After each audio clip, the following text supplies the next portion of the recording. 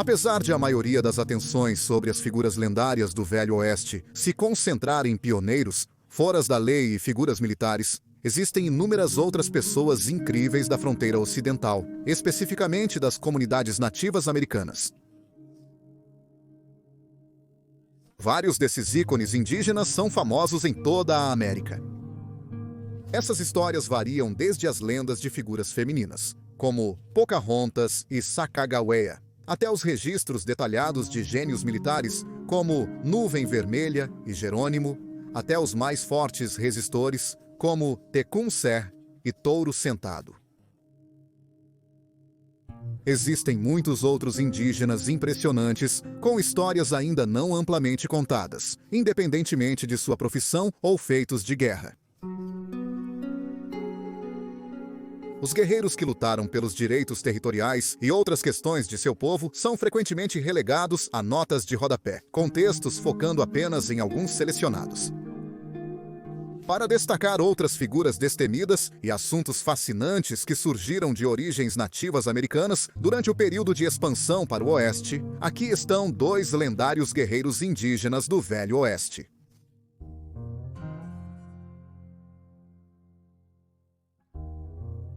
Roman Nose nasceu por volta de 1823 para a Banda Norte Sutai dos nativos americanos do norte de Cheyenne.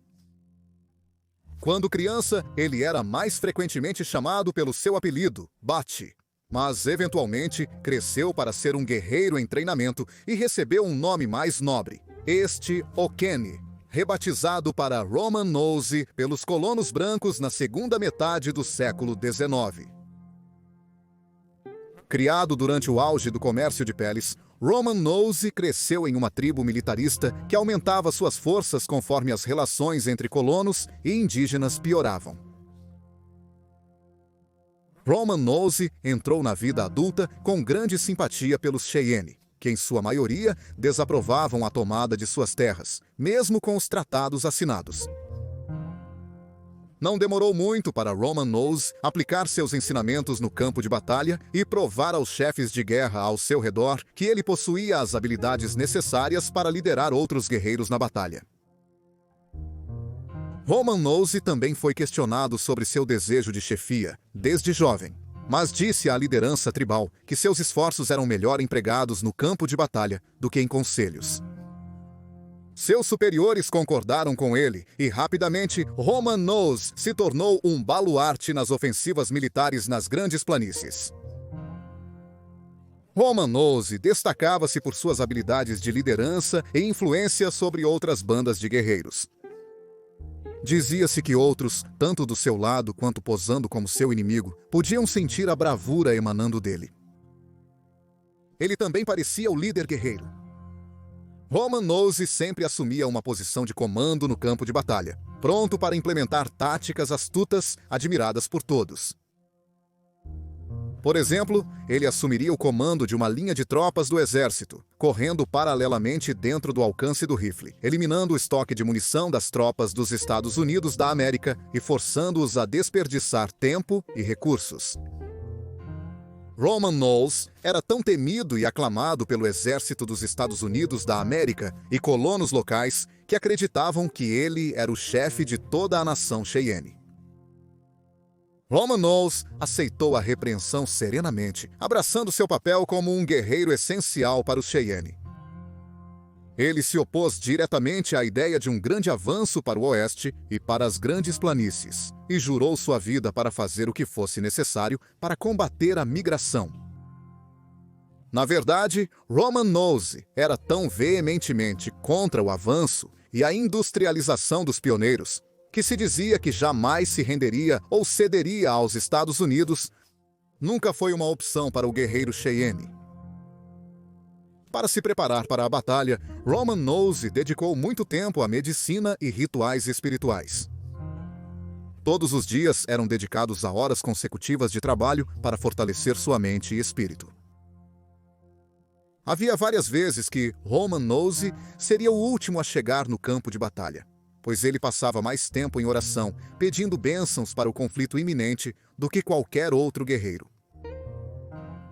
Entre batalhas e atos de guerra, Roman Nose se retirava de seu acampamento para se envolver em buscas visionárias que duravam dias, na tentativa de amplificar suas forças e purificar seu espírito das provações do mundo real.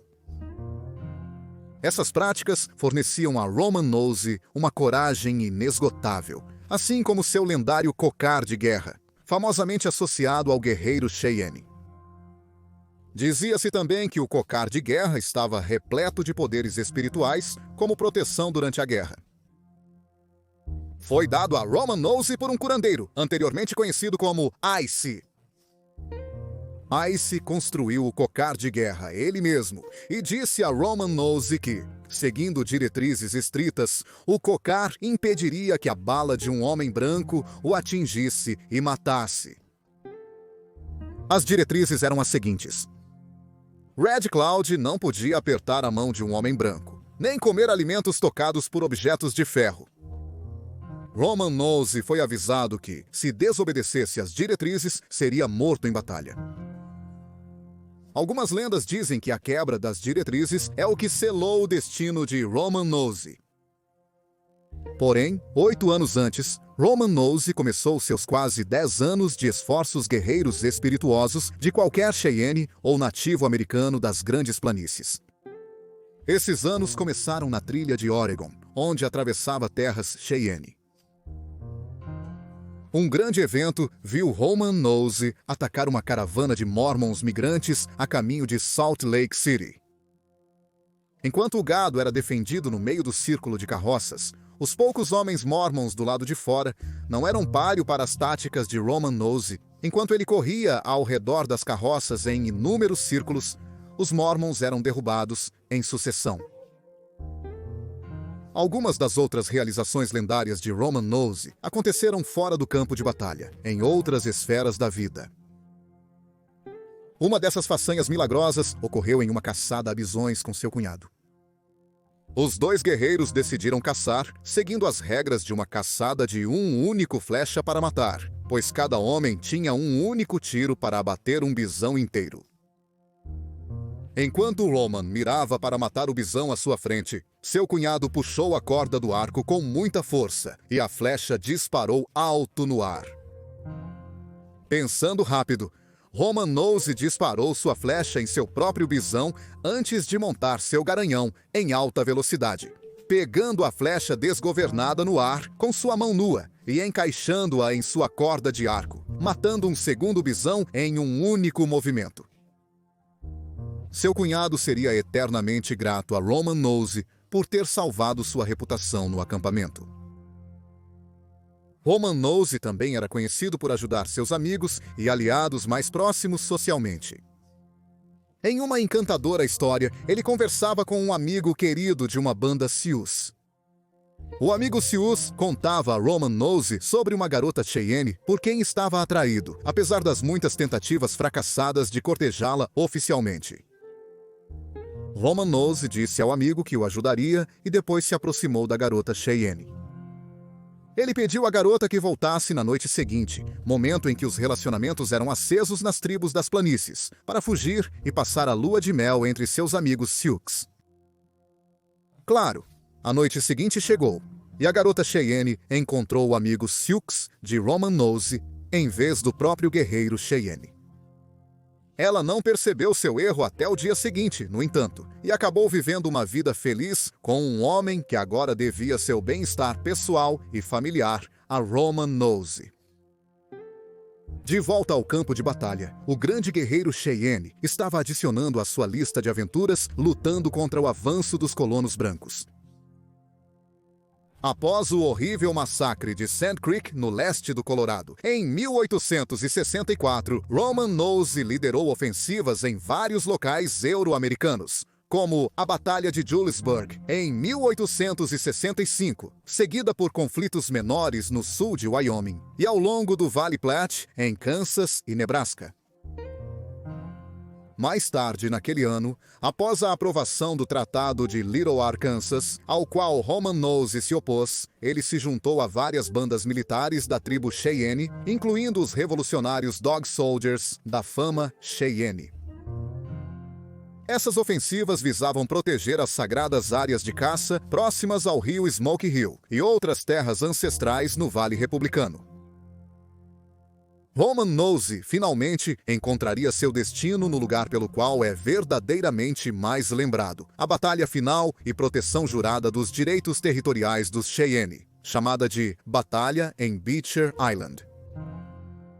Nos dias antes do conflito, Roman Nosey visitava um acampamento Sioux aliado para participar de uma grande festa tribal. Um dos pratos servidos na festa, supostamente pão frito, foi tocado por um garfo de ferro quando retirado da frigideira. Claro, Roman Nosey estava ignorante a isso na época, e foi um dos muitos que comeram o pão frito. Foi apenas nas horas que antecederam o segundo ataque contra a Ilha Beecher que Roman Nosey foi informado deste erro por um guerreiro companheiro. Roman Nosey ficou paralisado talvez pela primeira vez em sua vida. Sua cocar de guerra perderia os poderes protetores, já que uma das diretrizes foi violada. Sabendo que seria sua última batalha, Roman Nosey se conteve, contemplando um ritual medicinal para ajudar a restaurar os poderes do cocar e limpar sua alma de qualquer erro.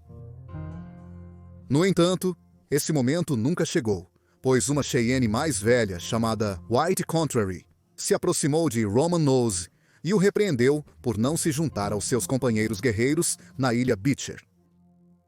Roman Nosey, encorajado pela anciã, decidiu sacrificar sua vida por uma última ofensiva com sua tribo, sabendo que a morte era certa. Outras contas não atribuem a morte de Roman Nosey aos poderes mágicos ou a falta deles no seu cocar de guerra. Relatórios afirmam que Roman Nosey morreu devido a um erro estratégico e ao poderio das forças dos Estados Unidos da América, lideradas pelo notável General Forsyth. Roman Nosey aparentemente ordenou a seus guerreiros que atacassem as ilhas sem hesitação, e que o primeiro guerreiro a chegar à ilha seria agraciado com um cocar de guerra. No entanto, o objetivo era muito difícil de alcançar, e muitos guerreiros perderam suas vidas no ataque apressado. Não querendo que seus guerreiros morressem em vão, Roman Nosey liderou uma segunda carga ele mesmo, tentando tirar proveito dos soldados, já que o general Forsyth havia caído ferido e estava incapaz de liderar. No entanto, apesar de fazer grandes avanços nas ilhas e causar várias baixas ao longo do caminho, Roman Nosey foi baleado a curta distância, sucumbindo aos seus ferimentos e morrendo no final da tarde, justo quando o sol estava se pondo no horizonte. O legado de Roman Nosey é contestado, pois ele causou grandes danos às forças dos Estados Unidos da América. No entanto, ele é principalmente lembrado como um guerreiro corajoso e incomparável, cujo espírito e alma pelos Cheyenne influenciaram muitos de seus descendentes e as pessoas que admiram sua bravura na defesa da terra.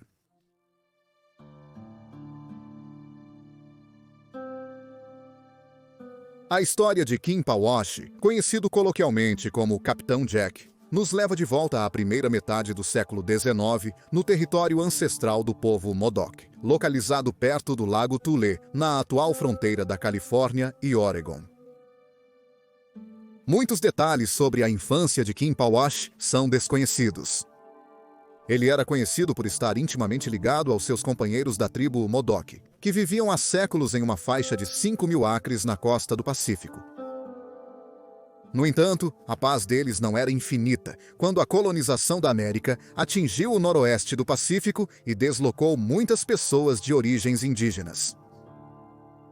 Nestes deslocamentos estavam os Modoc, incluindo Kim Powassan e sua família.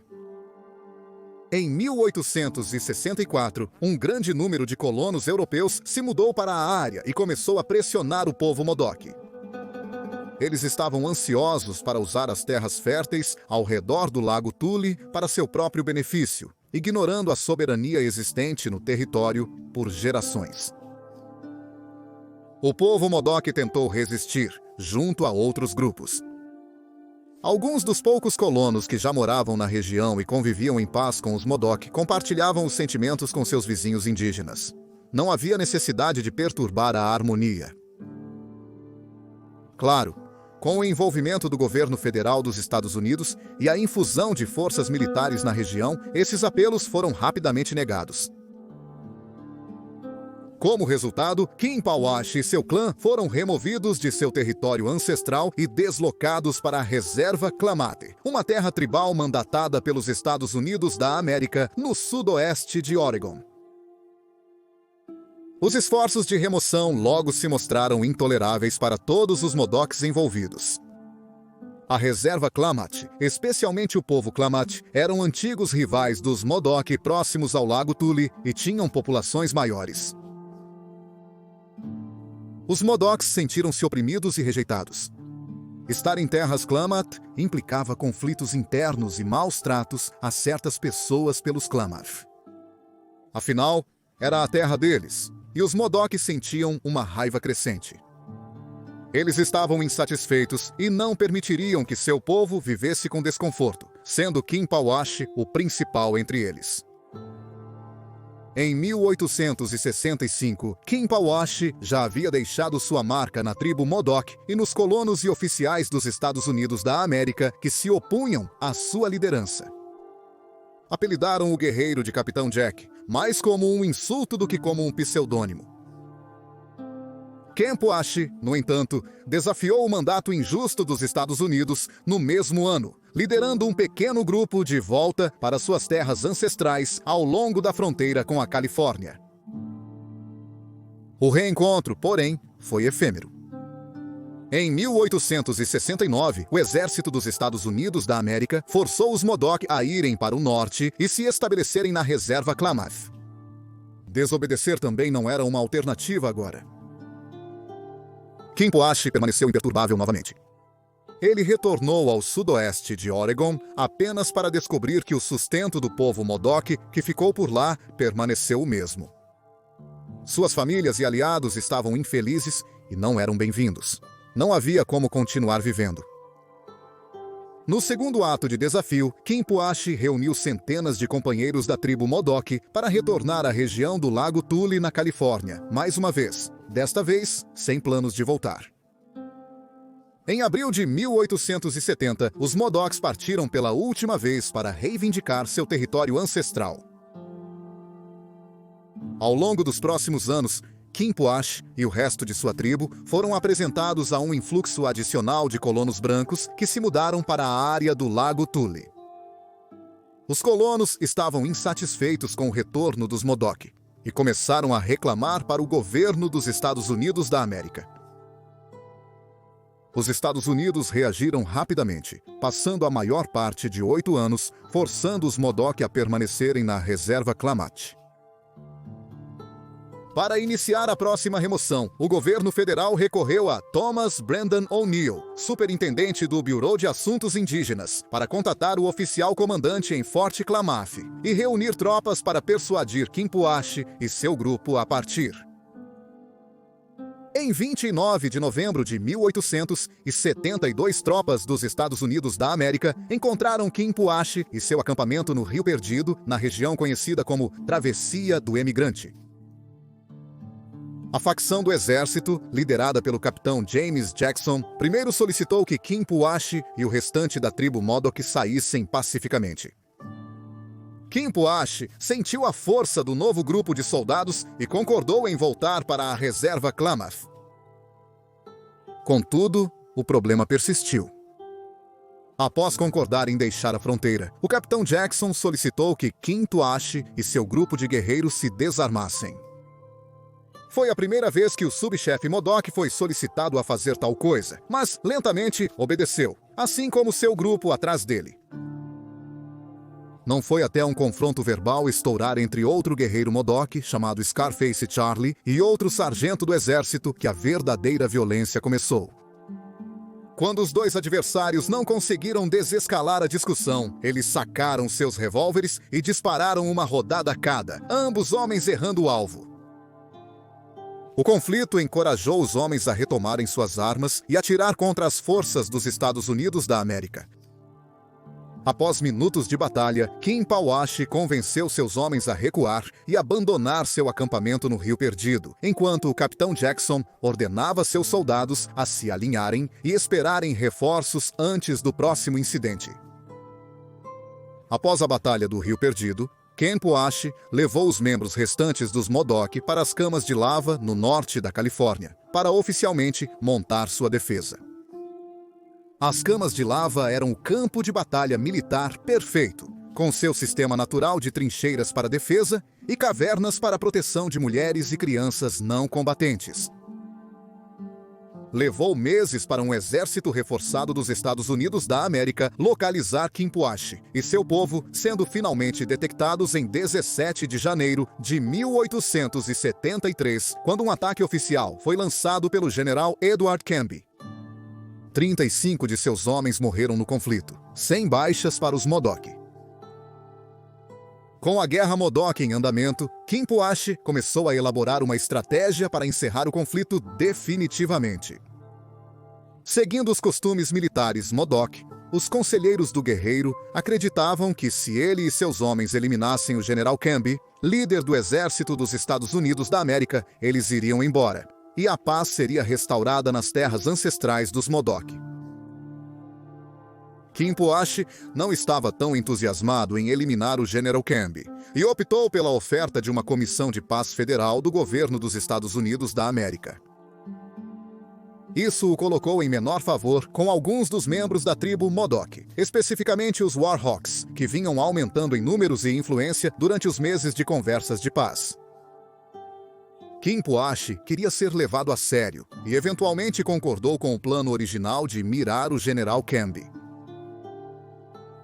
Em 11 de abril de 1873, Kim-Pawashi e seu círculo interno de guerreiros compareceram à comissão com pistolas prontas. O sinal foi dado por um dos conselheiros. Kim-Pawashi e seus homens sacaram suas armas, com o subchefe desferindo o golpe fatal no general Canby. Ele atirou 2 vezes na cabeça dele e procedeu a cortar sua garganta, enquanto outros 3 na comissão também foram mortos. Depois que Kim-Pawashi e os guerreiros fugiram de volta para as camas de lava, o exército dos Estados Unidos da América, no norte da Califórnia, adicionou mais 1000 tropas e se dirigiu ao esconderijo Modoc com força bruta. Eles não perderam tempo atacando o reduto, e em vez de revidar, a maioria dos Modoc se dispersou da área para evitar prisão e morte certa. Nos meses seguintes, Kim-Pawashi liderou diversos ataques contra o exército americano, mas seus números diminuíram gradualmente, arriscando o fracasso dos esforços Modoc. Apesar de algumas tribos se renderem ao exército, buscando reavivar a pouca cooperação restante entre colonos e nativos americanos, Kim-Pawashi permaneceu livre, fazendo tudo o possível para salvar sua terra natal. Infelizmente, as fortunas de Kim-Pawashi foram esmagadas quando alguns de seus guerreiros Modoc se cansaram do conflito e entregaram seu líder militar aos Estados Unidos. Kim-Pawashi, embora traído por seus homens, ainda assim fez uma rendição cerimonial, depositando seu rifle e recorrendo a uma prisão pacífica no 1º de junho. Naquele verão, Kim-Pawashi foi julgado e considerado culpado por um tribunal militar por seus crimes contra os Estados Unidos. Ele foi enforcado em 3 de outubro daquele ano, com outros 3 guerreiros Modoc, e os demais conselheiros presos foram enviados à prisão. Os membros remanescentes da tribo Modoc foram novamente forçados a ir para a reserva Klamath, com alguns sendo deslocados para reservas no atual Oklahoma. Sem um líder militar para defender suas terras ancestrais, eles foram exterminados irreversivelmente do lugar onde viveram por gerações. O destino dos restos mortais de Kim-Pawashi então se tornou objeto de muita controvérsia, durando até hoje. Após a execução federal, o corpo do guerreiro foi colocado em um trem para Wairika, Califórnia, onde seria embalsamado para uso como adereço em um carnaval itinerante pelo país. Com o tempo, esses rumores se provaram falsos, já que o exército, na verdade, escondeu a localização exata de Kim-Pawashi por anos para manter seu destino em segredo. Revelou-se anos depois que as cabeças dos homens enforcados em 3 de outubro foram separadas e enviadas para Washington, Distrito de Colômbia, no mesmo mês para análise pelo Museu Médico do Exército. Em 1898, o Instituto Smithsonian, em Distrito de Colômbia, recebeu os crânios dos guerreiros Modoc para seus próprios fins de pesquisa. Um fato que permaneceu desconhecido pelos descendentes de Quimpuache até a década de 70. Foi então que eles fizeram um pedido oficial para que os restos mortais fossem devolvidos à reserva Klamath, e o Smithsonian acatou o apelo na década de 80. Essas ações foram elas mesmas parte de uma controvérsia maior, pois muitos sentiam que Quimpuache merecia um enterro cerimonial adequado, como era costume na cultura Modoc. Sem ter recebido isso, foi enterrado em algum lugar na reserva Klamath e homenageado no Forte Klamath. Até hoje, os descendentes do grande guerreiro e outros ativistas indígenas têm esperança de que um dia Quimpuache possa retornar ao seu lugar de descanso adequado perto do Lago Tule, no condado de Modoc, Califórnia. Afinal, é o que o corajoso líder de seu povo merecia, pois dedicou e sacrificou sua vida em nome do legado e da restauração da paz para a tribo Modoc.